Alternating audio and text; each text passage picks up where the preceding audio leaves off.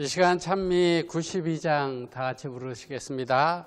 찬미가 92장입니다.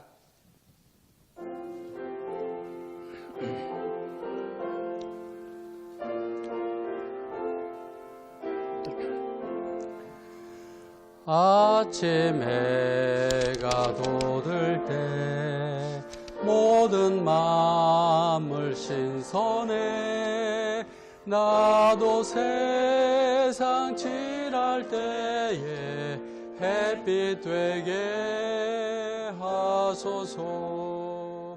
주여 나를 도우사 세월호 속 안고서 어두운 세상 지날 때 햇빛 되게 하소서.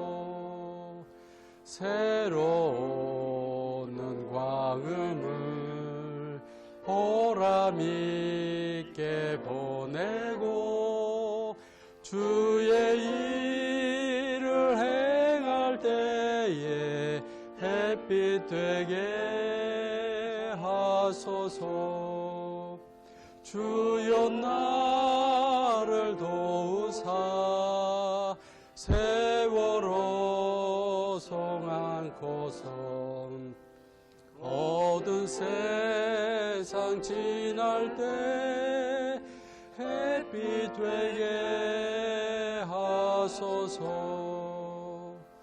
한 번 가고 안 오는 빠른 광음 지날 때 귀한 시간 바쳐서 햇빛 되게 하소서.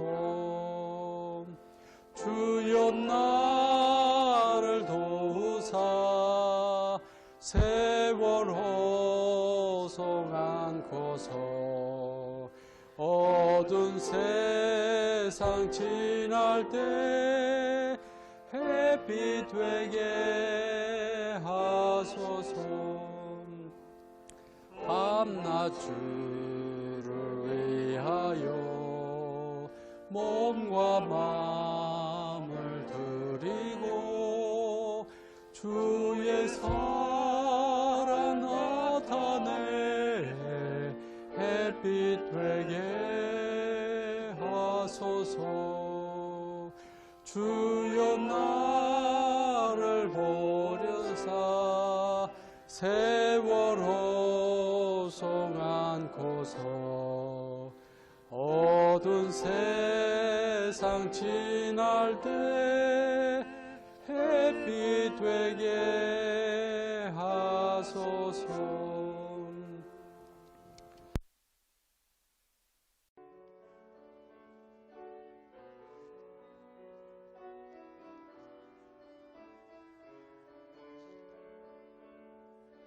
진실하게 거룩하게 살게 하소서. 진실하게 거룩하게 살게 하소서. 하나님 나의 마음 만져주소서. 하나님 나의 영혼 새롭게 하소서.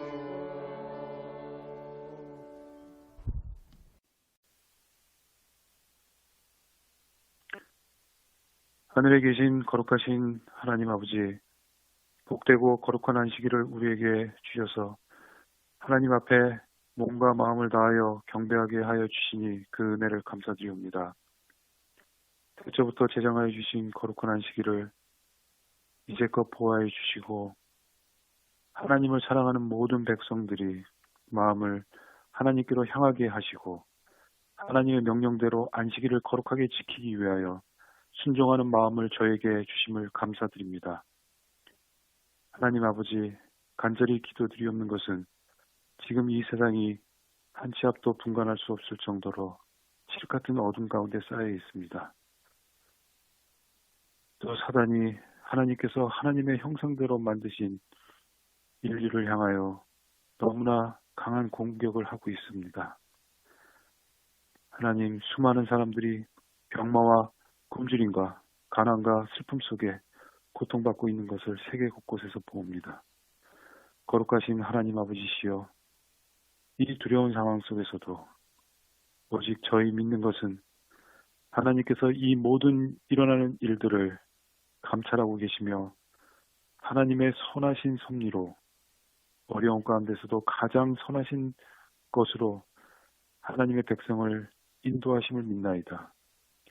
세계 곳곳에 있는 하나님의 백성들 믿음 잃지 않고 하나님을 더욱 신뢰하며 붙들게 하여 주시옵소서. 주님의 권능의 팔로 보호하여 주시옵소서.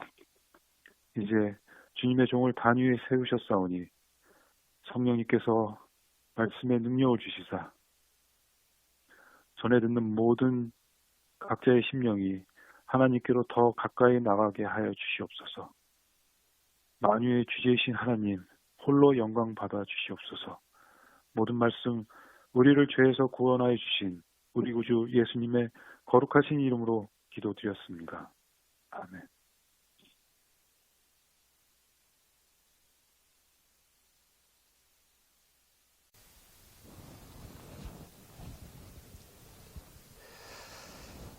이 시간에 로마서 12장 2절의 말씀을 먼저 보겠습니다. 로마서 12장 2절입니다.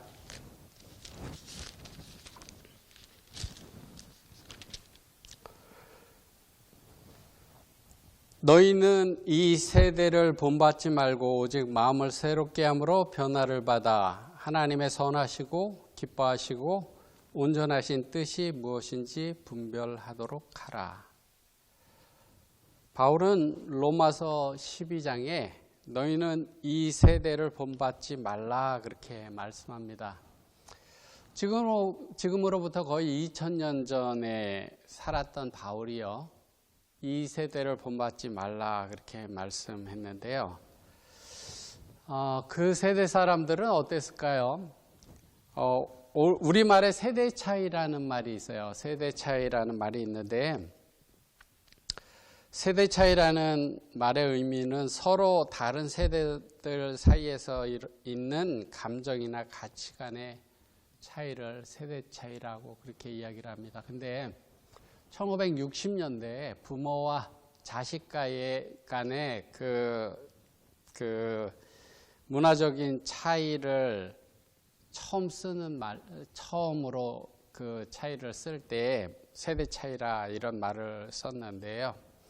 요즘은 컴퓨터가 발전하고 세상이 굉장히 빠르게 변화되어져 가죠. 그래서 어떤 사람들은 쌍둥이도 세대 차이가 있다 그렇게 이야기를 하는 세대에 우리가 살아가고 있습니다.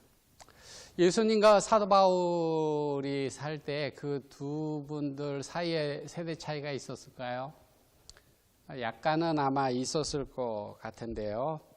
예수님 당시에는 그 세대를 예수님께서는 어떻게 평가하셨는가 하면요, 마태복음 11장 16절과 17절에 이렇게 말씀하고 있습니다.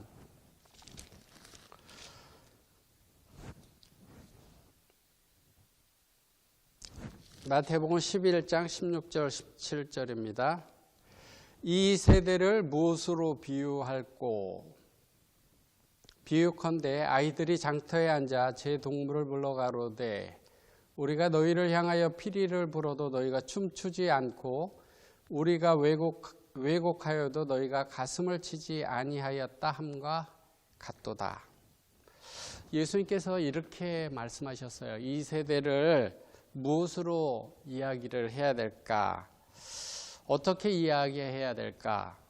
예를 들자면 이거 하자 그러면 싫어, 그러고 저거 하자 그러면 그것도 싫어, 이렇게 대답하는 세대다 그렇게 말씀하셨어요. 결혼놀이 하자 그러면 싫어, 장래놀이 하자 그러면 싫어 하는 그런 세대라고 이야기를 했습니다. 서로 듣지 않는 세대고요. 서로 공감하지 못하는 세대고 들어도 행하지 않는 세대고 청개구리 같은 그런 세대라고 예수님께서 말씀하셨어요.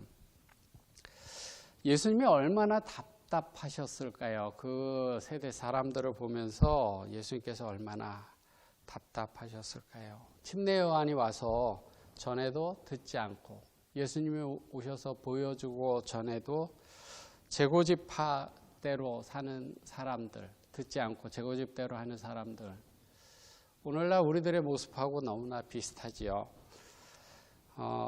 예수님 이전의 시대의 사람들에 대해서는 성경에서는 어떻게 이야기를 할까요? 모세 시대의 이야기를 조금 찾아볼까요? 히브리서에 있는 말씀인데요. 히브리서 3장 7절로 10절에 있는 말씀인데 제가 새 번역 쉬운 우리말로 번역된 성경 말씀을 좀 읽어드리겠습니다. 그러므로 성령이 이와 같이 말씀하셨습니다. 오늘 너희가 그의 음성을 듣거든 너희 조상들이 광야에서 시험받던 날에 반역한 것 같이 너희 마음을 완고하게 하지 말아라. 거기에서 그들은 나를 시험하여 보았고 40년 동안이나 내가 하는 일들을 보았다. 그러므로 나는 그 세대에게 분노해서 말하였다. 그들은 언제나 마음이 미혹되어서 내 길을 알지 못하였다.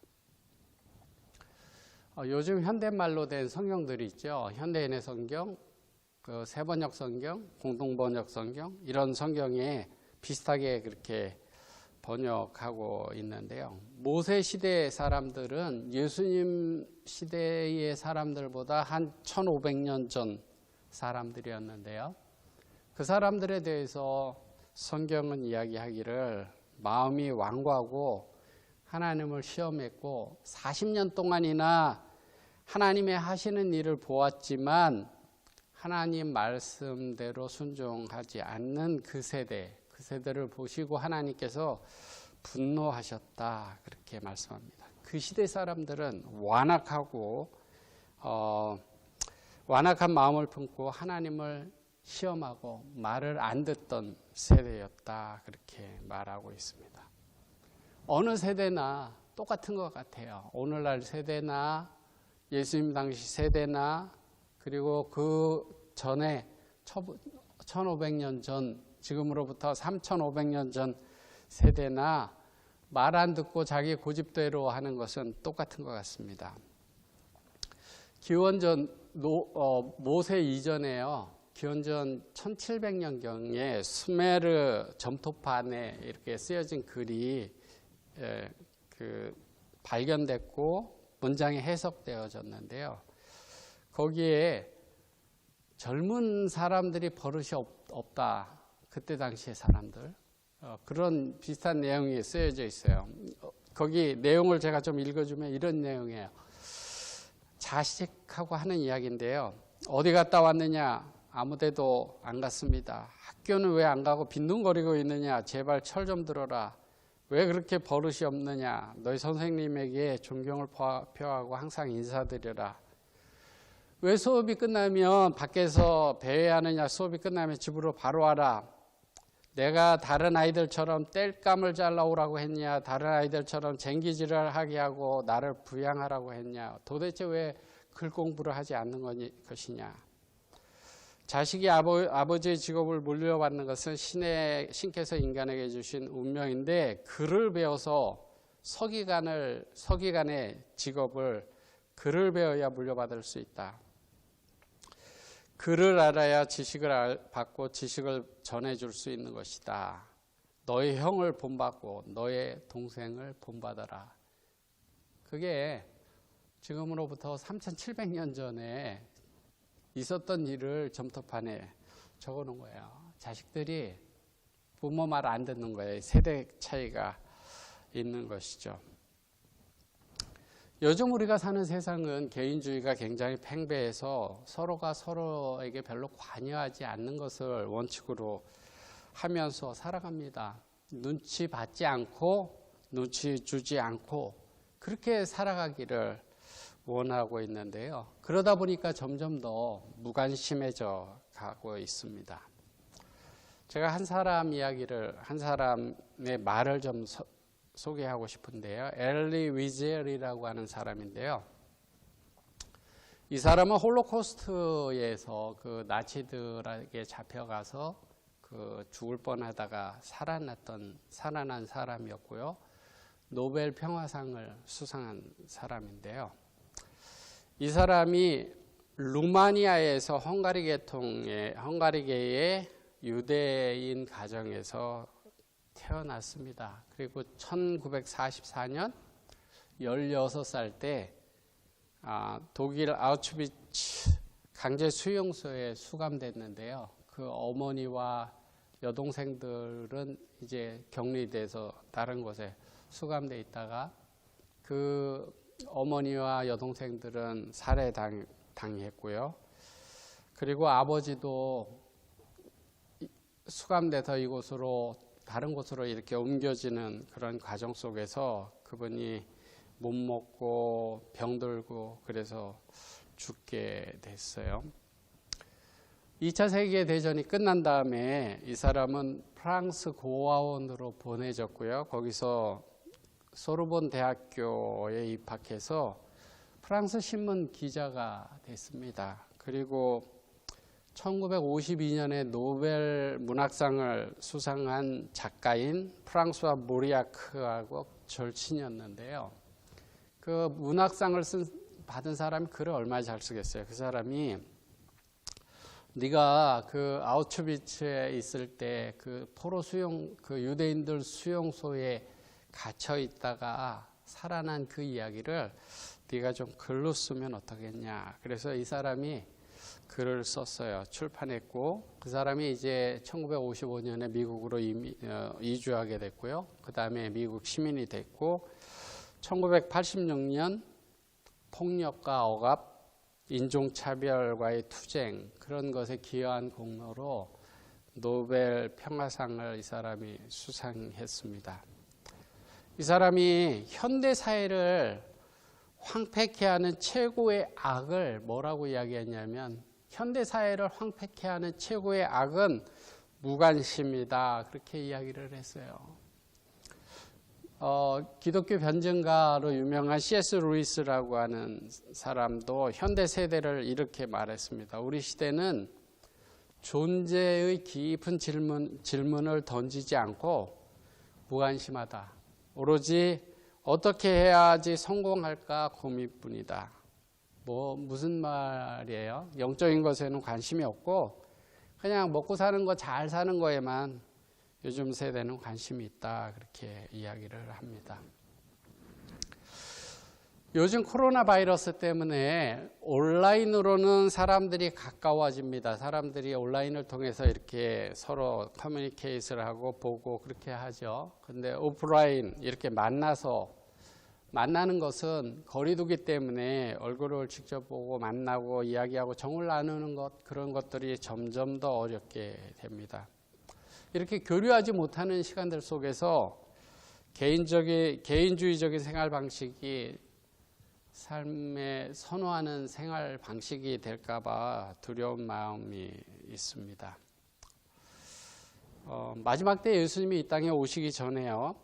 세상 형편을 성경은 이렇게 예언하고 있는데 마태복음 24장은 재림의 징조들을 이야기하고 있는 성경장이잖아요. 거기에 24장 12절에 불법이 성함으로 많은 사람의 사랑이 식어지리라 그렇게 말씀하고 있습니다. 개인주의가 많아지고 사랑의 행동들이 적어지겠죠. 자기만 알게 되니까요. 그리고 불법이 많은 곳에서는 어떤 불이익이 올까 두려워서 사랑을 베푸는 것이 꺼려지게 됩니다. 그래서 사랑이 줄어들게 되죠. 옛날에 중국에 이런 말이 있는데요. 중국에서 농부가 개와 고양이를 키웠어요.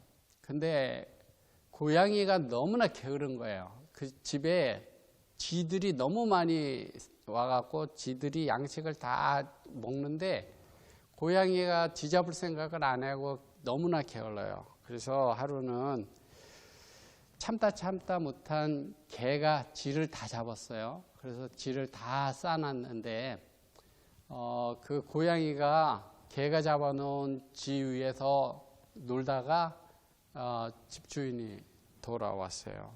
집주인이 돌아와서 보니까 고양이가 쥐를 다 잡아놨어요. 너무나 예뻐서 고양이에게 생선을 갖다 주고 개는 이제 피곤해서 옆에서 자고 있었는데 그 개를 발길로 뻥 찼다는 거예요. 그래서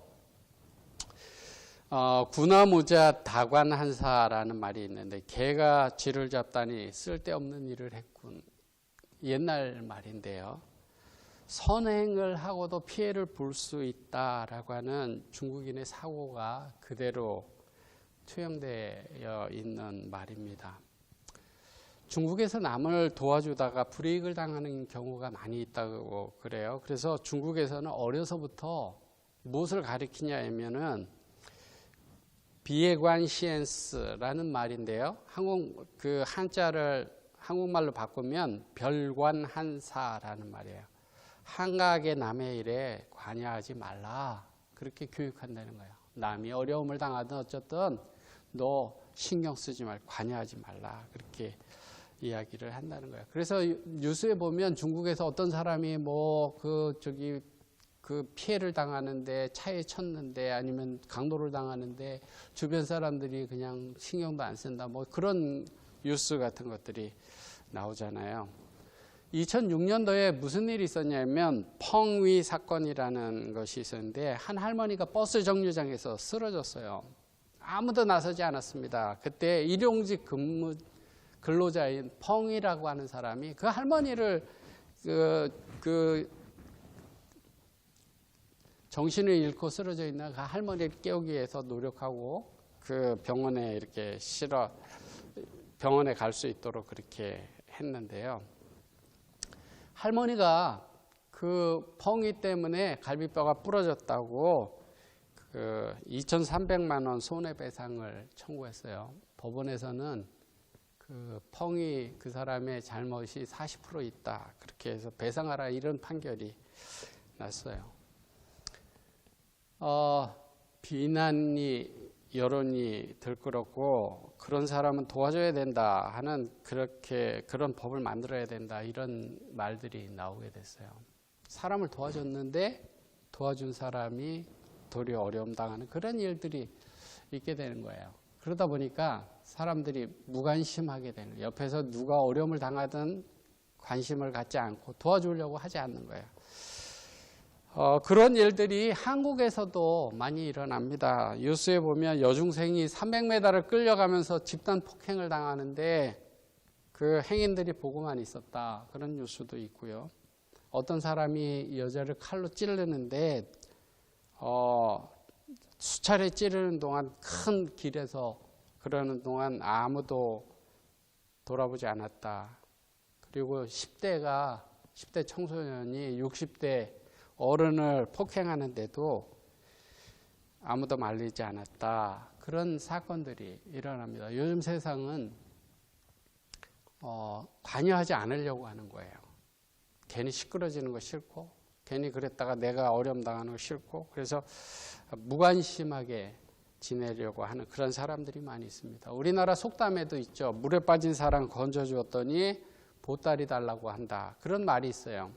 물에 빠져서 죽어가는 사람 건져줬더니 왜 내 보따리는 건져내지 않았냐고 그렇게 한다는 이야기죠. 그렇지만 그런 세대에 우리가 살아가고 있지만 우리가 어떻게 해야 될까를 이렇게 말씀하고 있어요. 화이트보이는 글인데요.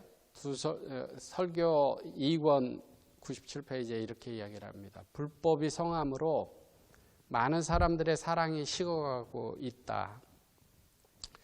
그러나 우리는 이것 때문에 우리의 빛을 가려야 하겠는가? 큰 불법이 넘치는 것은 하나님의 백성에게 큰 신실함의 때가 되어야 한다. 많은 사람들의 사랑이 차가움으로 덮여질 때 그대들은 세상에 그리스도를 보이기 위해 일해야 한다. 이럴 때 불법이 성함으로 사랑이 식어지는 이런 때에 하나님의 백성은 더 큰 신실함을 나타내야 될 때라고 이야기를 해요. 차가워질 때 더 큰 사랑으로 그리스도의 모습을 나타내야 한다, 그렇게 말씀하고 있습니다. 예수님이 이 땅에 오셔서 우리의 모본으로 그러한 삶을 사셨죠. 병자들을 고치고 어려운 사람들을 돕고 하는 그런 생애를 사셨습니다. 그 예수님이 마태복음 12장 10절과 12절에 이렇게 말씀하셨어요. 마태복음 12장 10절 12절에요. 한편 손 마른 사람이 있는지라 사람이 예수를 송사하려 하여 물어가로되 안식일에 병 고치는 것이 옳으니까 예수께서 가라사대 너희 중에 어느 사람이 양 한 마리가 있어 안식일에 구덩이에 빠졌으면 붙잡아 내지 않겠느냐. 사람이 양보다 얼마나 더 귀하냐. 그러므로 안식일에 선을 행하는 것이 옳으니라 하시고, 여기 심지어 안식일에 도움이 필요한 동물을 도와야 하는데 하물며 사람은 동물보다 얼마나 더 귀하냐. 사람이 어려움에 빠져 있을 때 돕는 것이 당연한 것이 아니냐. 그렇게 예수님께서 말씀하셨습니다. 사랑을 베풀어야 된다는 거죠. 동물이라 하더라도 구해야 되는데 하물며 사람이 어려운 가운데 있을 때 그 어려운 사람을 도와줘야 되는 것이 마땅한 것이 아니냐. 그렇게 말씀하고 있는데요. 신명기 22장 1절에서 4절에 거기에 이런 말씀이 있어요. 내 형제의 우양에 길 잃은 것을 보거든 못 본 채 하지 말고 너는 반드시 끌어다가 내 형제에게 돌릴 것이요. 내 형제가 내게서 멀거나 내가 혹 그를 알지 못하거든 그 짐승을 내 집으로 끌고 와서 너의 형제를 찾기까지 내게 두었다가 그에게 돌릴지니 낙이라도 그리하고 의복이라도 그리하고 무릇 형제의 일은 어떤 아무 것이든지 내가 없거든 다 그리하고 못 본 채 하지 말 것이며 내 형제의 낙이나 소가 길에 넘어진 것을 보거든 못 본 채 하지 말고 너는 반드시 형제를 도와서 그것을 일으킬지니라. 우리 시대에 농사 짓지는 않죠. 산업시대에 이 말씀이 무슨 의미가 있는가 이런 생각이 들지 모르는데요. 그냥 가나안에 들어가서 생활 규범을 이야기하는가 보다, 생활 법칙을 이야기하는가 보다 그렇게 생각될지 모르는데 모든 성경은 하나님의 감동으로 쓰여졌죠. 그렇기 때문에 시대를 넘어서 우리에게 가르쳐주는 말씀의 뜻이 있는데요. 여기에서 말하는 내 형제의 나귀가 어떻게 되거든 할 때 이 형제는 진짜 그 한 부모 밑에서 자란 형제를 이야기하는 것이 아니라 이스라엘 민족 모두를 이야기를 하고 있죠. 그 이웃이 소나 양이나 뭐 어떤 것을 잃어버린 것을 보거든 반드시 그것을 주인에게 찾아다 주라. 주인이 누군지 알지 못하면 그걸 가지고 갔다가 찾을 때까지 돌봐줬다가 줘라. 아무리 하찮은 것이라도 그렇게 하라. 그렇게 말씀하고 있습니다. 의미는 이런 거죠. 선한 행위를 하라. 선한 이웃이 되라. 못 본 채 하지 말라라고 하는 말의 뜻은 본 채 하라라고 하는 말이에요. 반드시 도우라. 적극적인 행위에 관한 말씀입니다. 적극적으로 도와줘라. 그렇게 이야기하고 말씀하고 있는 것이죠. 우리가 신앙생활하면서 상당히 자기중심적일 수 있습니다. 오직 내 문제, 나의 가족 문제, 나의 것 이런 것에 치중하다 보니까 다른 사람들을 돌봐줄 그러한 여유를 잃어버릴 때가 있어요. 나의 중요한 것이 그들에게도 중요하고 나의 행복, 나의 안정이 중요한 것처럼 다른 이웃의 안정, 행복 그것도 중요하다는 생각을 가지고 살라라고 하는 것이에요. 그들의 아픔과 고통을 함께 지고 우는 자들과 함께 울고 웃는 자들과 함께 웃으라 그렇게 말씀하고 있습니다. 예수님이 하신 말씀 가운데요. 누가복음 10장의 선한 사마리아인의 비유는 우리가 너무나 잘 알잖아요. 그 비유에는 고통당하고 어려움 당하는 사람, 그 사람을 네가 도와서 행함으로 선한 이웃이 되라라는 말씀이에요. 부자 법관이 예수님에게 와서 어떻게 해야 구원을 얻겠습니까? 내가 무엇을 해야 합니까? 이렇게 물어봤을 때 예수님께서 너 이렇게 행하라. 너도 그와 같이 해라. 그렇게 말씀하셨어요. 그 선한 사마리아인의 이야기를 하고 나서 말만 하는 것이 아니라 그렇게 실행해라. 선한 일을 해라. 그렇게 말씀했습니다. 교회 잔디밭에 개들이 실내에 놓은 것이 많아요. 그래서 가끔가다 이제 잔디를 우리 장로님들과 같이 깎을 때면 어떨 때는 개의 배설물이 끼기도 하고요. 트리머에 날리기도 하고 또 그 잔디 깎인 거를 이렇게 손으로 끄집어내야 될 때 만져지기도 합니다. 그래서 편말을 거기에 박아 놓으려고 찾다 보니까 이런 표지판이 있었어요. Be a good neighbor. 좋은 이웃이 되라. 제가 그 표지판을 사다 놓지는 않았고 다른 것을 사다 놨지만요.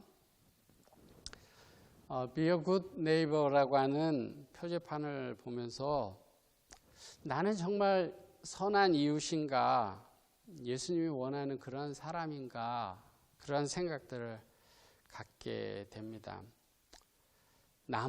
우리만 생각하는 것이 아니라 이웃의 고통을 공감하고 무엇인가 행하는 사람인가, 그러한 생각들을 하게 되는데요. 요즘 시대가 남의 일에 별로 상관하지 않는 그런 시대고 별로 신경 쓰지 않는 게 일반적이기 때문에 괜찮아 하고 자기 위로를 할 수 있겠지만 하나님의 말씀에 비추어 보면 잘못된 생각입니다. 예수님은 사마리아 인의 비유에서 좋은 이웃이 되도록 그렇게 행하라 그렇게 말씀하셨고요. 마태복음 25장의 양과 염소의 비유를 통해서는 이웃에게 선한 이웃이 되라. 어려움 당하는 사람들을 도와주라. 그렇게 말씀하고 있습니다. 여러분들 그 계시록 2장에서 3장에 보면 7교회의 이야기가 나오는 것이 있죠. 그 중에서 5번째 교회, 사대교회, 계시록 3장 1절에 뭐라고 말씀하고 있냐면 사대교회의 사자에게 편지하기를 하나님의 7영과 7별을 가진 이가 가라사대 내가 너의 행위를 아노니 네가 살았다 하는 이름은 가졌으나 죽은 자로다. 하나님이 그렇게 말씀하셨어요. 사대교회에 편지할 때 내가 너의 행위를 안다. 내가 너의 행위를 본다. 보는데 살았다고 하지만 실제는 죽은 자라 그렇게 말씀하고 있습니다. 만약에 하나님이 우리를 보시고 우리의 행위를 보시고 그렇게 말씀하신다면 어떡할까요? 내가 너의 행위를 아는데 내가 너의 행위를 보는데 네가 살았다고 하지만 너는 죽은 사람이다. 그렇게 말씀하신다면 어떨까요? 여기에서 하나님은 믿음을 이야기하지 않아요. 너의 믿음이 어떻다 그렇게 이야기하지 않습니다. 행위를 이야기를 합니다. 교회 다니고 신앙생활을 하지만 살았다는 이름은 가졌으나 죽은 자라 이렇게 말씀합니다. 이러한 사람들의 모습은 어떤 모습일까요? 신앙생활은 교회에서랑 세상에서의 삶의 모습이 다르죠. 교회에서는 열심히 하나님 섬기는 것 같은데 세상에 나가면 다릅니다. 말과 행위가 다름을 이야기하고요. 세상의 빛과 소금의 역할을 못함을 이야기를 하고 있고요. 우리의 신앙이 언제 어디서나 한결같지 못함을 이야기합니다. 혹시 우리가 그런 사람 아닙니까? 저는 이 말씀을 보면서 제 마음속에 두려운 마음이 듭니다. 다시 신명기 22장 1절로 4절에 보면요. 못 본 채 하지 말라라는 말이 3번이나 나옵니다. 성경에서 반복은 강조를 의미하고 있는데요. 절대로 못 본 척해서는 안 된다. 반드시 도와줘야 된다. 성경에 그렇게 말씀하고 있습니다. 반드시 남의 동물이라도 반드시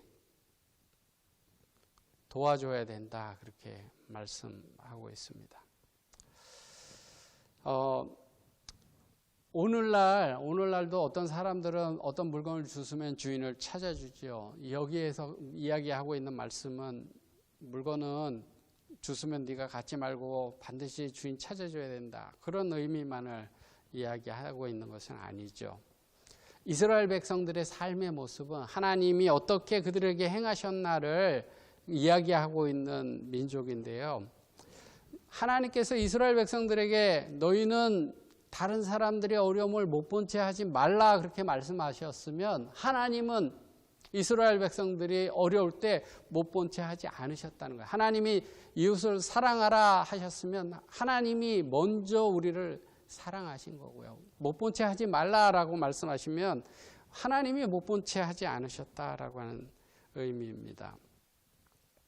출애굽기 2장 23절에서 25절에 보면 이스라엘 백성들이 애굽에서 어려움 당할 때의 모습을 소개하고 있는데요. 열흘 후에 애굽 왕은 죽었고 이스라엘 자손은 고욕으로 인하여 탄식하며 부르짖으니 그 고욕으로 인하여 부르짖는 소리가 하나님께 상달한지라.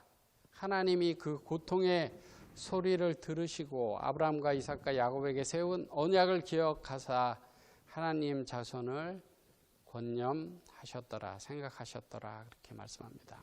언약을 인하여 돌보시지만 하나님이 이스라엘 백성들이 고역의 부르짖음 소리를 외면하지 않고 못 들은 채, 못 본 채 하지 않고 듣고 돌봐주셨다 그렇게 말씀하고 있습니다.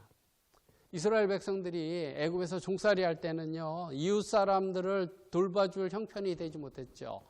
자기 살기도 힘들었고, 그리고 이웃이 어려울 때 돕는다고 하는 것은 돕는 사람도 처벌받는 그러한 사회 속에서 살고 있었잖아요.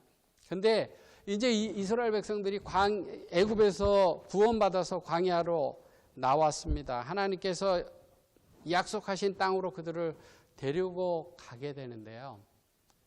너희가 그곳에 가게 됐을 때는 다른 이의 어려움을 못 본 채 하지 말고 살라 그렇게 말씀하고 있는 거예요. 하나님께서 너희들 어려울 때 돌봐준 것처럼 너희도 어려운 사람들 못 본 채 하지 말고 도와줘라 그렇게 말씀하고 있습니다. 심지어 출애굽기 23장 4절에서 5절에는 이렇게 말씀합니다. 네가 만일 내 원수의 길 잃은 소나 나귀를 만나거든 반드시 그 사람에게 돌릴지며 내가 만일 너를 미워하는 자의 나귀가 짐을 싣고 엎드려짐을 보거든 삼가 버려두지 말고 그를 도와 그 짐을 부리올지니라. 비록 원수일지라도, 비록 너를 미워하는 사람일지라도 그 사람의 짐승이 잘못됐을 때도 그것을 도와줘야 된다 그렇게 말씀합니다. 원수가 어려움을 당해도 못 본 채 하지 말라는 거예요. 예수님의 말씀처럼 원수까지 사랑하라고 하시는 그 구약의 말씀입니다. 하나님은 왜 이런 말씀을 하시고 우리가 이렇게 살라고 명령하십니까? 그것이 우리가 살 길이고 그것이 우리가 하나님을 닮아가는 길이고 그것이 하나님과 우리 사이에 원수 되었을 때 하나님께서 우리에게 베풀어 주시고 행하신 일이기 때문에 너희도 그와 같이 해하라고 그렇게 말씀하시는 거예요. 우리에게 그냥 막연히 하나님께서 하라고 하시는 게 아니라 내가 너에게 그렇게 했으니까 너도 그렇게 하라 말씀하시는 거예요. 배은망덕한 사람이 되지 말고 은혜를 모르는 사람이 되지 말라 그렇게 말씀하고 있는 것입니다. 하나님으로부터 받은 것처럼 그렇게 행하고 살라 그렇게 권면하고 계신 거예요. 지금 코로나 바이러스 때문에요. 많은 사람들이 어렵습니다. 우리 안식일 교회가 이 어려운 시기에 온라인으로 구원의 기쁜 소식을 많이 전하고 있고요. 여러 가지 일들을 하는데요. 미국 교회들, 미국 교회들은 육체적인 필요를 채워주기 위해서 푸드뱅크 서비스를 하는 교회들이 많이 있습니다. 음식을 나눠주는 일을 하는 것이요.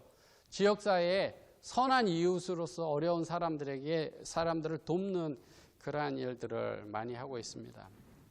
우리 교회도 선한 이웃으로 나누고 봉사하려고 하는데요. 요즘 미국의 손세정제, 세니타이저를 구하기가 쉽지 않죠. 큰 마트에 가시면 혹시 있으면 한 개씩, 자연가 하나씩 구할 수 있습니다. 물건이 많지 않기 때문에 구하기가 쉽지 않은데요. 손세정제는 비누로 손을 20초 이상 잘 닦는 것만큼은 못하지만 우리가 밖에 나가서 비누로 손을 닦을 수 없을 때 손세정제는 손에 묻은 바이러스를 죽여서 손을 통해서 우리 몸으로 들어가서 병을 일으키는 요인들을 없애는, 제거하는 좋은 수단이죠. 그래서 교회는 알코올을 구해서요, 알로에베라와 티트리 오일, 유카리토스 오일 그런 것들을 섞어서 아주 좋은 세니타이저를 많이 만들었습니다. 우리가 병이 없어서 지금 한 240개 정도 만들었는데요. 오늘 안식일 오후 시간에 이 교회 인근에 이웃들에게 나눠주려고 하고요. 또 그 세니타이저를 더 만들려고 지금 주문한 병이 오지 않아서 못 만들고 있는데, 그게 오면 또 만들어서 우리 이웃들, 우리 한인들, 그 사람들에게, 우리 주변에 있는 사람들에게 나눠주려고 하고 있습니다. 손세정제와 더불어 저희 면 마스크를 많이 구입했는데요. 그 면 마스크와 손세정제 그런 것들을 우리 주변의 사람들에게 나눠주면서 사랑과 관심을 전해주려고 합니다. 이 일에 많은 사람들이 도와줬고요. 특별히 알코올을 많이 도네이션해서 도와주신 그런 성도님들께 감사드리는데요. 또한 매주 화요일 저녁에이죠. 화요일 저녁 6시에 그 이충환 목사님이 진행하는 기도회가 있죠. 그때 그 선교사들의 여러 지역의 사정들을 보고하고 함께 기도하는 그런 시간들을 갖는데, 여러 지역들이 소개됐습니다. 인도나 방글라데시나 네팔이나 여러 지역들이 소개됐는데요. 그 어려운 곳을 돕기를 원하는 성도님들이 헌신하고 교회에 이렇게 헌금을 보내주셔서요. 교회가 여러 곳에 이렇게 헌금하고 이 어려울 때 도울 수 있었습니다. 그리고 몬트레이 카운티의 푸드뱅크도 교회 이름으로 도네이트를 하고 어려운 사람들을 돕는 일을 하고 있는데요.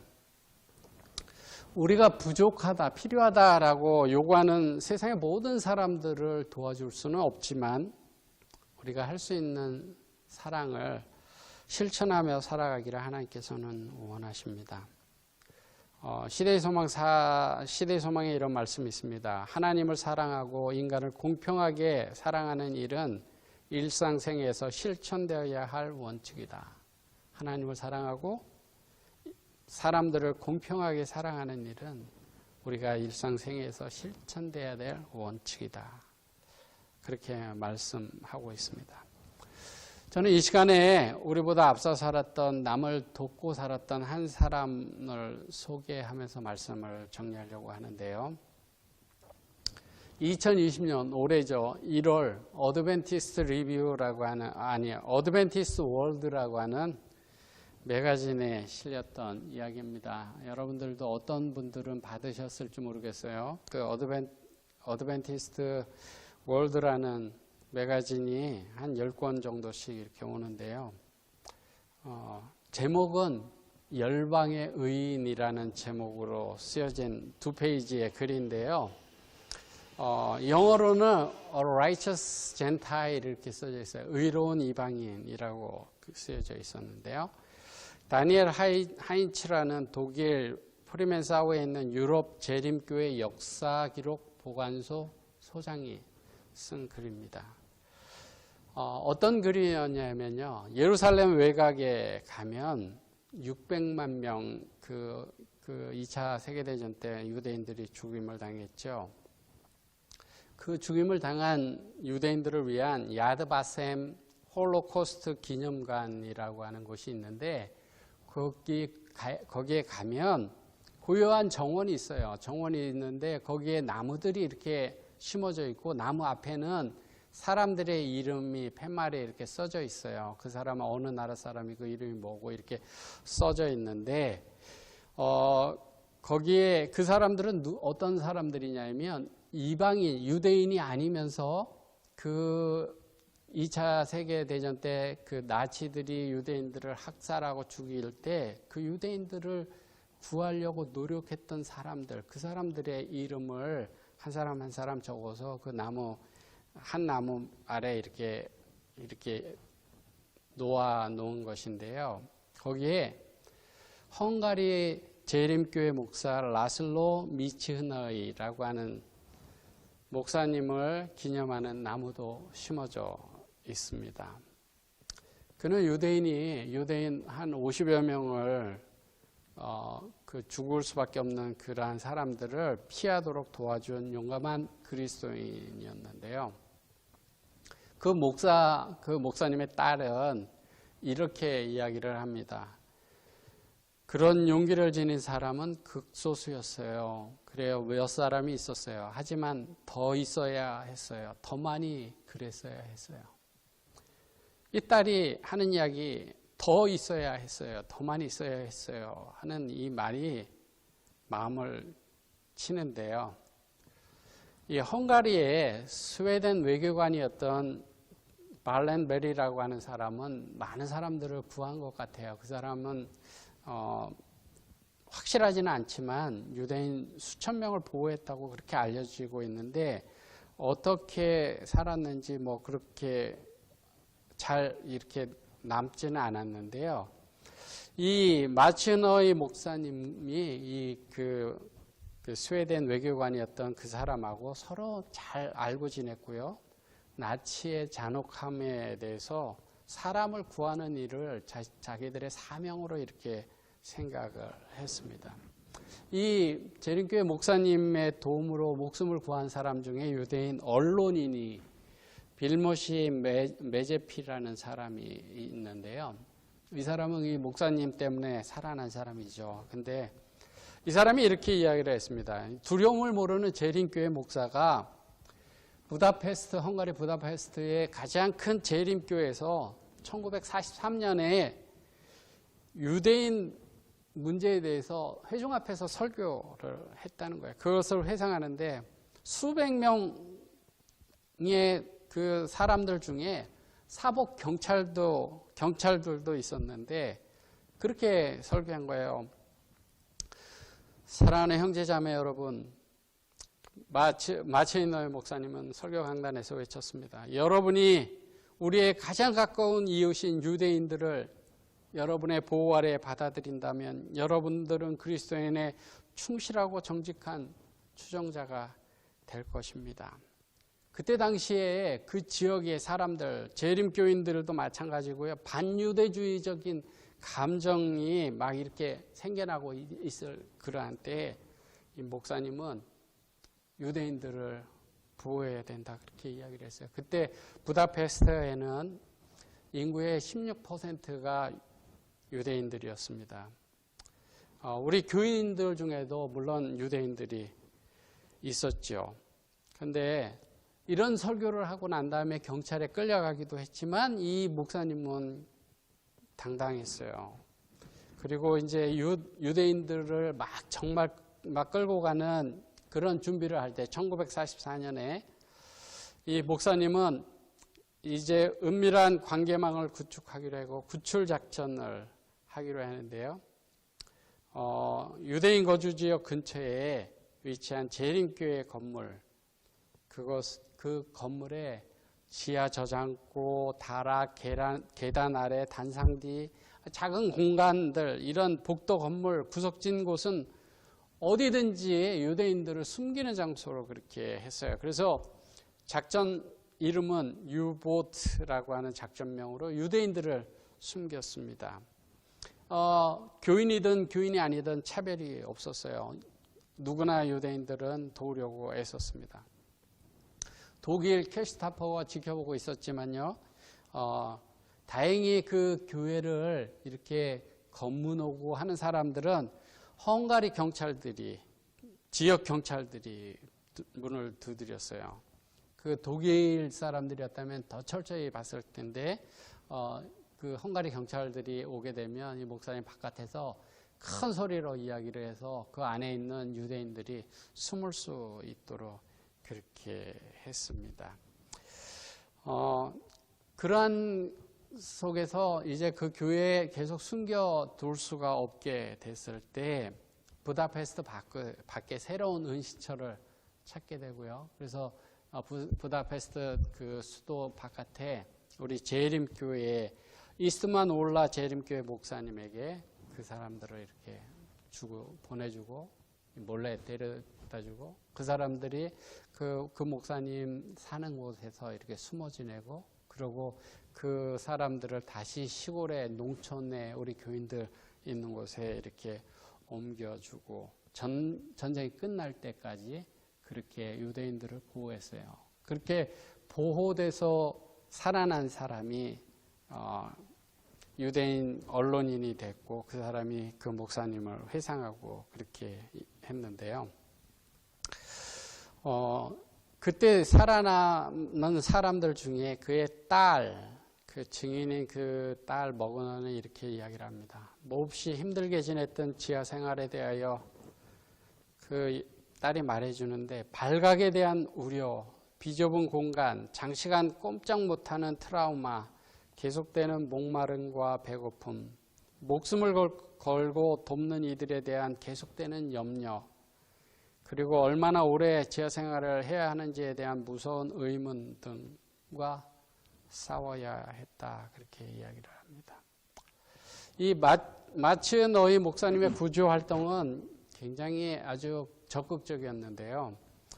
유대인 개토 지역, 유대인 지역에 어린 아이를 구출하기 위해서 그 딸의 약혼자에게 그를 데려오도록 했는데 어떻게 했냐면 둘이 가서 딸이 독일 군인, 그 군인들, 지키는 군인들, 그 지역에 지키는 군인들하고 이야기를 하게 하는 사이에 그 딸의 약혼남이 그 어린 유대인 아이를 배낭 속에 집어넣고 배낭을 메고 그렇게 빠져나오기도 했습니다. 그래서 그 목사님이 그렇게 성공할 수 있었던 것은 그의 아내와 자녀들 그리고 용감한 재림 성도들 덕분이었다. 그렇게 이야기를 하면서요.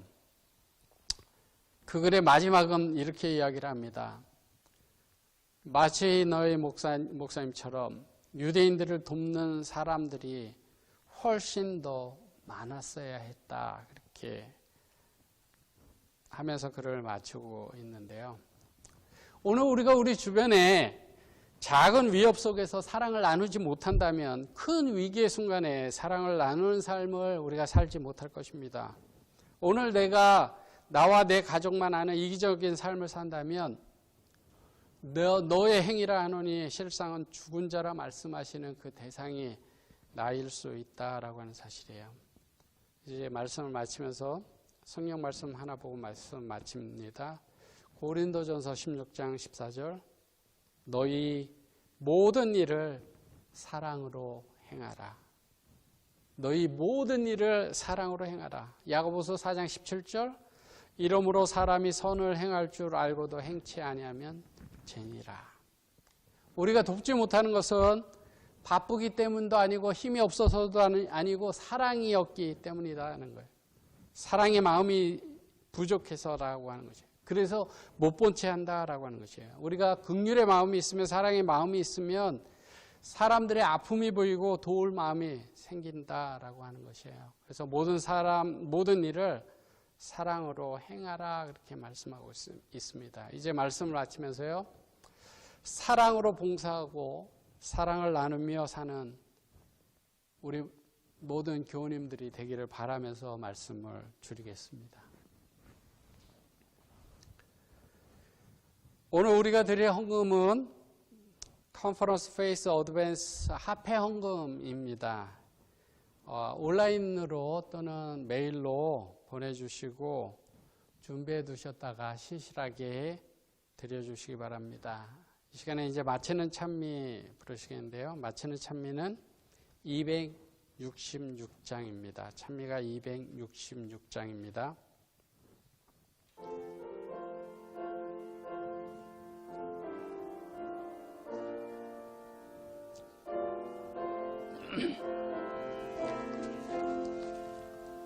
온 세상 위하여 주 오시었으니 만 백성 모두 나와서 주 말씀 들어라. 죄 가운데 빠져 죽어야 하는가. 구원의 음성 못 듣고 죽어야 하는가. 전하고 기도해 매일 증인 되리라. 세상 모든 사람 다 듣고 그 사랑 알도록 온 세상 위하여 그 복음 전하니 저 죄인 회개하고서 주 예수 믿어라. 죄인을 위하여 주 돌아가신 것 나 증거하지 않으면 그 사랑 모르리. 전하고 기도해 매일 증인 되리라. 세상 모든 사람 다 듣고 그 사랑 알도록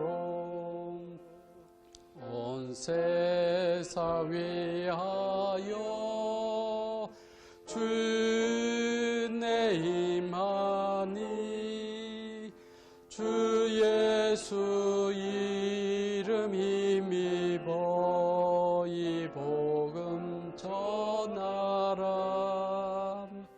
나 먼 곳에 가서 전하지 못하나 나 있는 바로 그곳에 이 복음 전하리. 전하고 기도해 매일 증인 되리라. 세상 모든 사람 다 듣고 그 사랑 알도록. 하늘에 계신 거룩하신 아버지 하나님, 우리를 사랑하셔서 우리가 죽을 수밖에 없었지만 우리를 못 본 채 하지 아니하시고 귀하신 아들 예수 그리스도를 우리를 위하여 이 땅에 보내주시고 우리를 대신하여 십자가에 달려 돌아가게 하시고 우리에게 영생의 소망을 주시니 참으로 감사합니다. 우리에게 사랑을 베풀어 주신 그 하나님이 오늘 우리에게 이웃에게 사랑을 나누며 살라고 말씀하셨사오니 아버지 하나님, 우리가 그렇게 살아가기를 원합니다. 우리의 결심을 굳게 해주시고 그렇게 살아갈 수 있는 힘과 능력을 저희들에게 주시기를 바라며 우리를 구원하신 예수 그리스도의 이름으로 간절히 기도드립니다. 아멘. 내 주님 오시리 확실히 오시리 내가 공중에서 주를 만나겠네 내 구주 예수 확실히 오시리